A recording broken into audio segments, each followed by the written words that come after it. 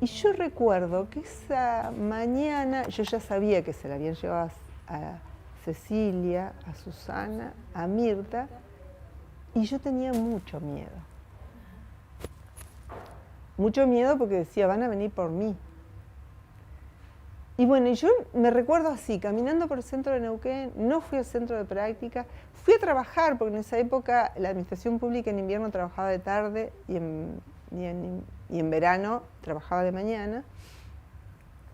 Yo tenía que ir a la caja de ahorro, así que fui a trabajar a la caja de ahorro, salí y pasé por la casa de una amiga que no tienen nada que ver, no sabían, porque además nosotros no contábamos que formábamos parte de un partido.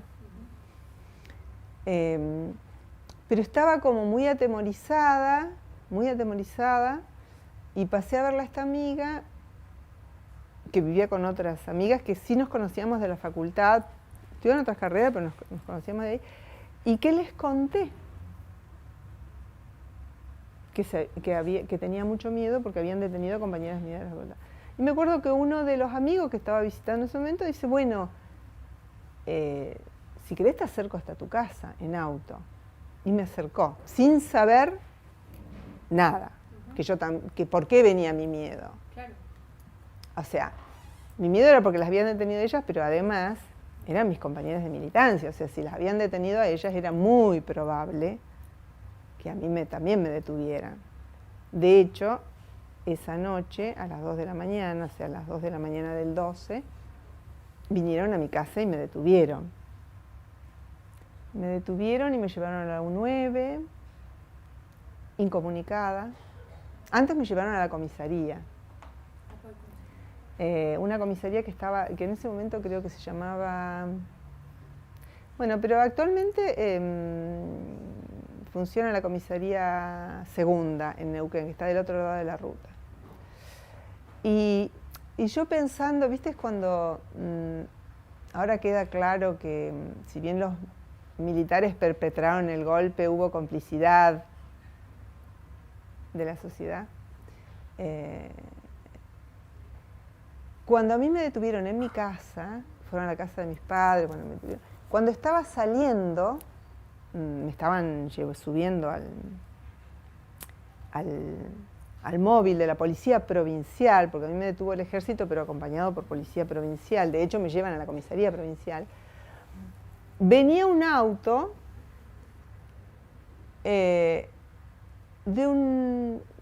lo detuvieron al auto, bajó un hombre, que yo me acuerdo que era morocho de mediana edad.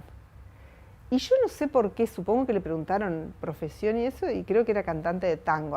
Ya era la madrugada, se vendría un viernes a la noche de cantar.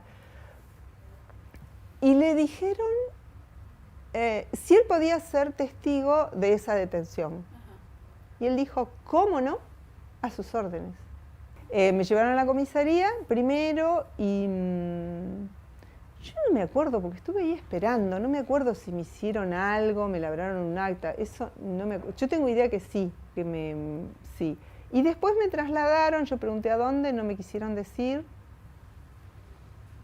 y me llevaron a la U9. Mi papá en ese momento no estaba porque estaba trabajando en otro lugar. Mi mamá no, mi mamá quedó en un mar de gritos, llantos, no entendía nada, estaba desesperada, no sabía qué hacer y mi hermanita tenía 14 años. Me llevan a la 9 también, ahí bien, ingreso, me hacen todo el registro, me llevan a una celda, después viene una celadora. A esta altura llegan como en la mañana, o sea, del sábado.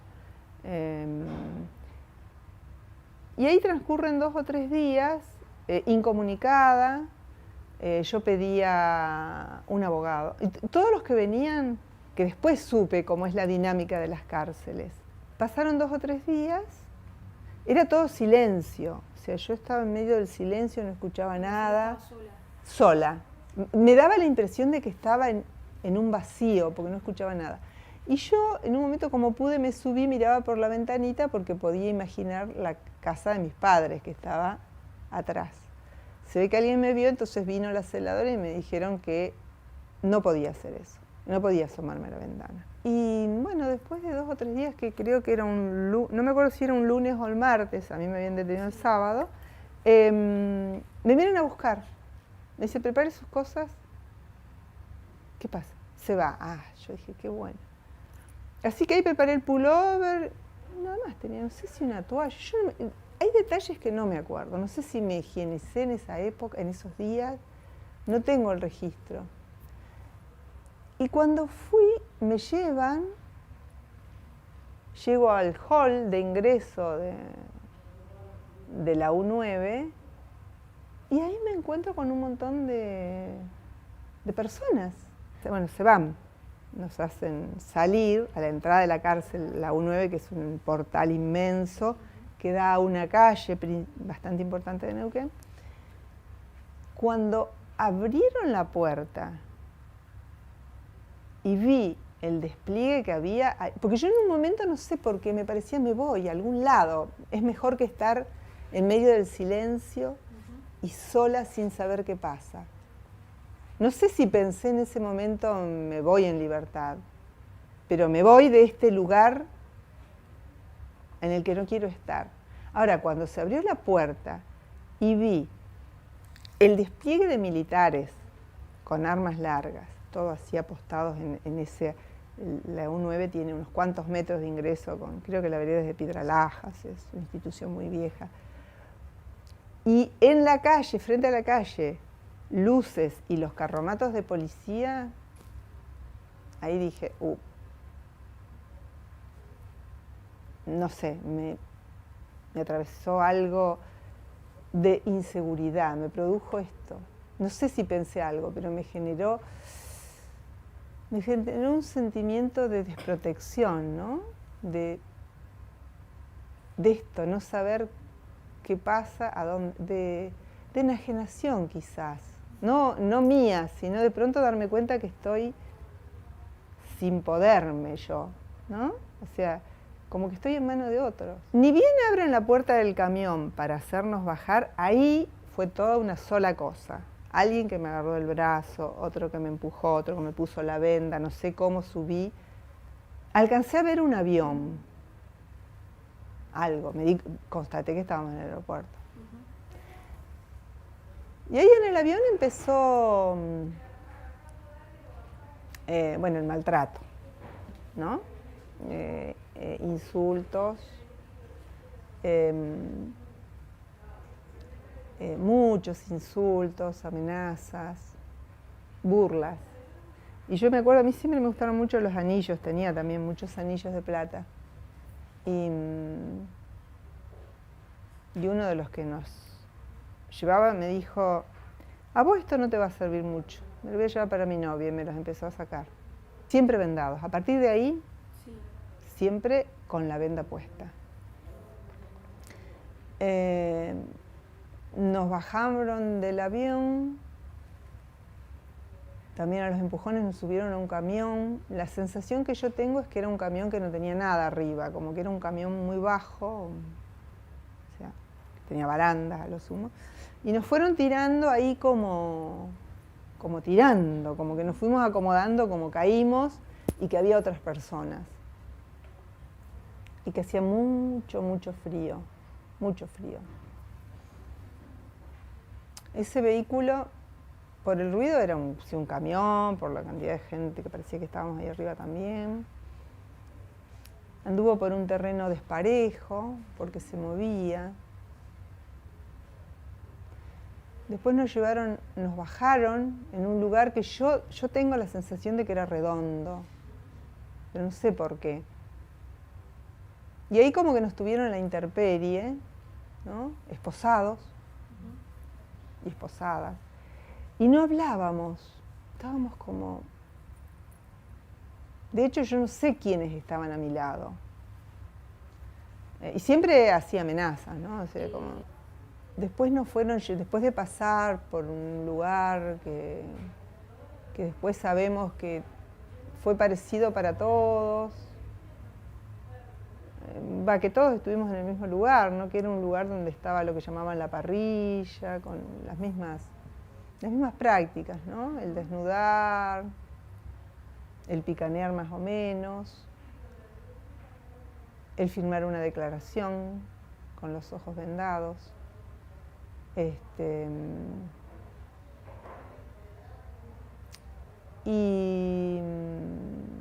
Y después no fueron, después que ese tiempo no sé cuánto duró, ¿no? Cuánto transcurrió desde que nos iban sacando y después nos iban llevando a un lugar en el que había muchas camas, que era un lugar calefaccionado. Yo primero no tuve cama, así que me senté en el suelo, el piso, no sé qué era el piso, un cemento, esposada a la cama. Y lo que pude observar eran camas de hierro, o sea, del viejo elástico ese. Estuve un tiempo ahí que no recuerdo cuánto fue tampoco, hasta que aparentemente se desocupó una cama y bueno, y permanecí ahí acostada y esposada a la cama. Cuando quería ir al baño pedía y me llevaba a alguien del brazo al baño. Una sola vez me limpiaron los ojos y me pidieron que no los abra los ojos, pues estaba con mucha segregación por tanto tiempo. Una sola vez, sí. Y ahí transcurrió alrededor de una semana. Y nos daban de comer. Nos traían un jarro de aluminio que quemaba mucho a veces, que nos daban mate cocido con un pedazo de pan a la mañana. Creo que a la tarde también. Y nos traían algo de comer al mediodía y algo de comer a la noche. Y un día que yo no tenía hambre, supongo, le pregunté a quien tenía al lado, que no sé quién era, si quería el pan, porque yo no quería más.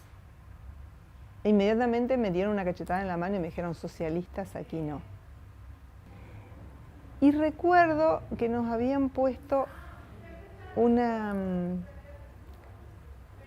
tela adhesiva en la frente.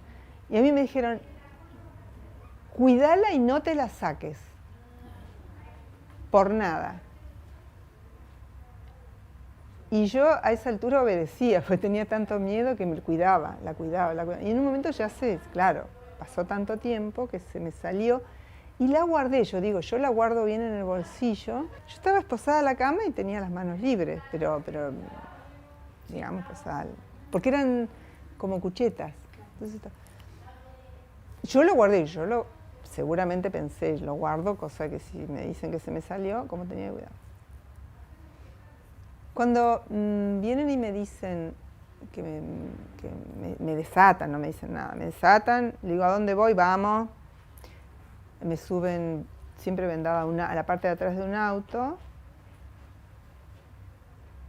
con Gladys Sepúlveda. Yo no sé si nos dijimos algo o nos reconocimos cuando estábamos frente a una mujer en la cárcel de Bahía Blanca, en la Floresta. Nos llevaron a las dos ahí. Y bueno, otra vez, no sé. Entonces yo recordé lo de la tela adhesiva esa.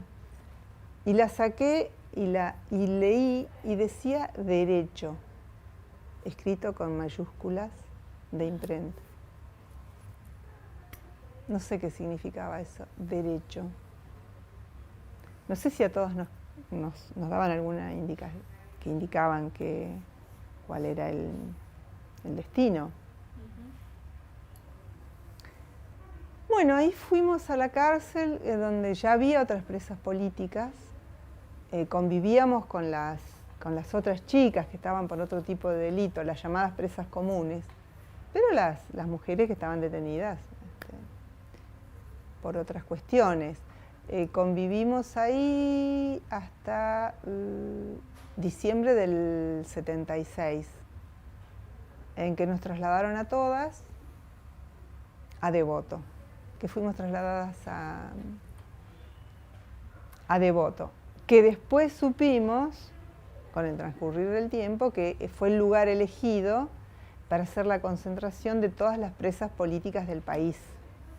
Entonces ahí nos encontramos, bueno, con las compañeras que provenían de distintos lugares, del sur, del norte, de la Mesopotamia, chaqueña, jujeñas,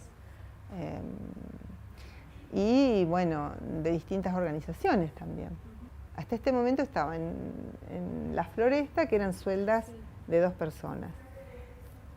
Cuando nos trasladan a Devoto, primero estuvimos alojadas, había 2 lugares de alojamiento de las presas políticas: los celulares, que eran pabellones con celdas de 4 personas, y los pabellones, que eran, no sé cuántos éramos, pero algo de 30,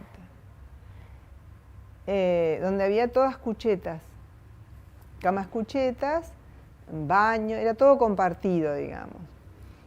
Y ahí sí nos dábamos una organización, de ahí sí me acuerdo que teníamos una organización, quien repartía la comida, todo dentro del pabellón, repartir la comida que nos traían hasta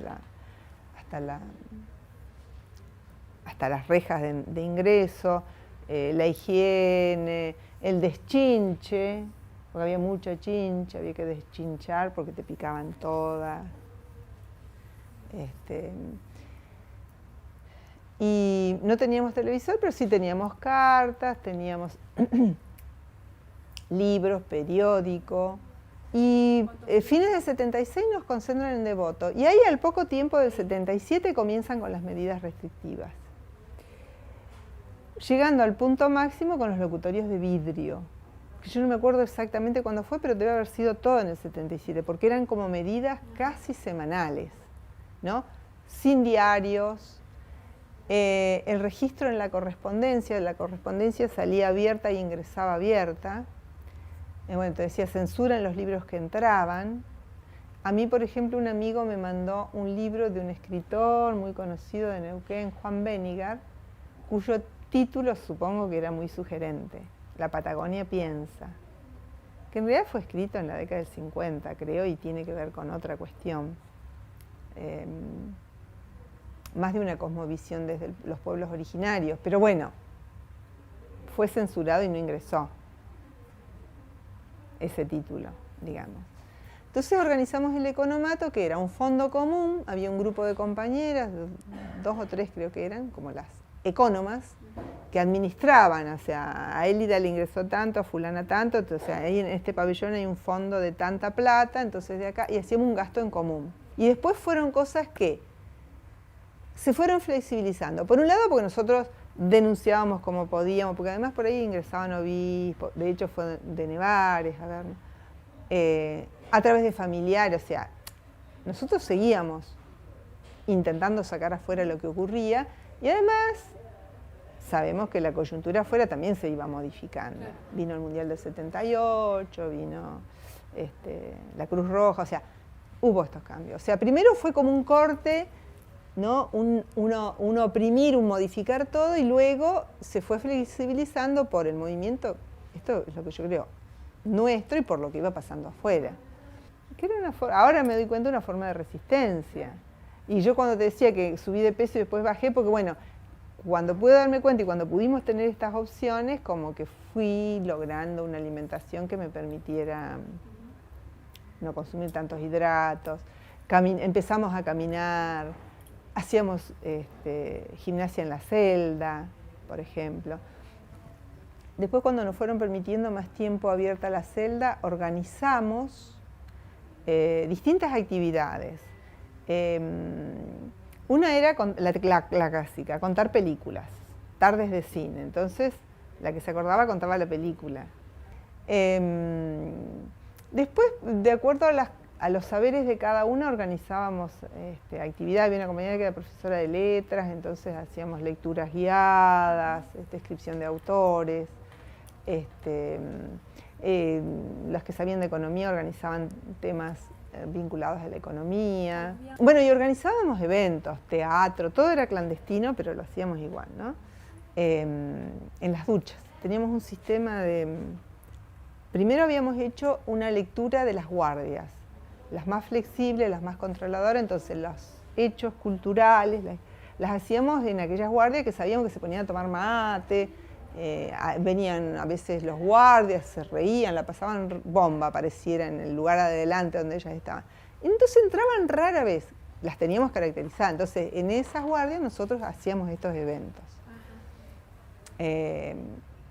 Obras de teatro de lo más interesante hicimos. La gata sobre el tejado de zinc caliente, por ejemplo. Las aguas bajan turbias. Ahí descubrí que tenía aptitudes histriónicas, después no me dediqué al teatro, pero bueno. Y un día, para el Día de la Madre, a las no madres, se nos ocurrió homenajear a las compañeras que eran madres, haciendo una representación dramática de las cosas que sabíamos que sus hijos les habían transmitido, ¿no? Y yo de una cosa me acuerdo, que una compañera se reía mucho porque su hija, que a veces las hijas le escribían, le mandaban dibujitos, le había mandado el dibujito de una bóvida, en lugar de víbora. Bueno, me acuerdo de esto porque me quedó la bóvida, que de hecho mis hijos cuando eran chiquitos yo decía la bóvida. Entonces recolectamos todas estas anécdotas y entonces hicimos una representación dramática con la idea de homenajearlas. Terminaron todas llorando. Resultó más dramático porque, bueno, se conmovieron mucho porque cada una fue reconociendo en esto que nosotros dramatizábamos, que era algo que no era, o sea, venía de sus hijos e hijas. De hecho, cuando yo volví, mi papá hizo un gran asado y vinieron todos mis primos, mis tíos, algunos vecinos y demás, a recibirme, digamos, a saber cómo estaba. Y yo volví a mi casa, a mi ciudad. Me costó mucho. Primero, mis compañeros de militancia no estaban. Yo no sabía en ese momento qué había pasado. No estaban y todavía yo salí en el 81 con libertad vigilada. Es decir, que tenía muy restringida mi libertad, si se quiere, ¿verdad? Libertad vigilada.